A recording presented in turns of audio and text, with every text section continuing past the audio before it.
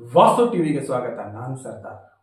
ಯತ್ನಾಳ್ ರವರನ್ನು ಉಚ್ಚಾಟನೆ ಮಾಡಿದ ಸುದ್ದಿಯನ್ನು ಕೇಳಿ ಸ್ವತಃ ಯತ್ನಾಳ್ ರವರೇ ಏನಂತಾರೆ ಬನ್ನಿ ನಾವು ಕೇಳೋಣ. ವಾಸ್ತು ಟಿವಿ ಗ್ರೌಂಡ್ ರಿಪೋರ್ಟ್, ವಿಜಯಪುರ. ಆ ಸಂದರ್ಭದಲ್ಲಿ ಆ ವಿವರಣೆಯಲ್ಲಿ ನೀವು ಹೇಳಿದ್ದೇನೆ. ನಾವು ವಿಜೇಂದ್ರಗೂ ಕೊಡ್ಬೇಕಂತ ಹೇಳಿ ನೀವು ಒಂದು ಸೈಡ್ ಮಾಡ್ತಾ ಇದ್ದೀರಿ, ಇದು ಸರಿಯಲ್ಲ. ಯತ್ನಾಳ್ ಒಂದನೇ ತಪ್ಪು ಮಾಡ್ತಾರೋ ಅನ್ನೋಂಥ ಭ್ರಮೆಯಿಂದ ಹೊರಗೆ ಬರಬೇಕಂತ ಹೇಳಿ ನಾನು.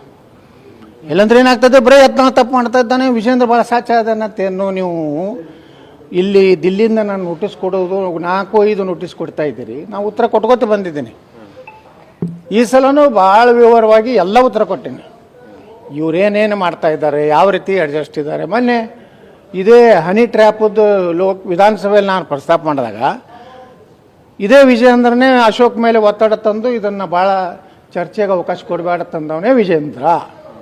ಇಂಥ ಒಂದು ದೊಡ್ಡ ಅಸ್ತ್ರ ನಮ್ಮ ಕೈಯಾಗ ಸಿಕ್ಕಾಗೂ ಸಹಿತ ಭಾರತೀಯ ಜನತಾ ಪಾರ್ಟಿ ಸಮರ್ಥವಾಗಿ ಅದನ್ನು ಉಪಯೋಗ ಮಾಡ್ಕೊಂಡಿದ್ರೆ ಅವತ್ತೇ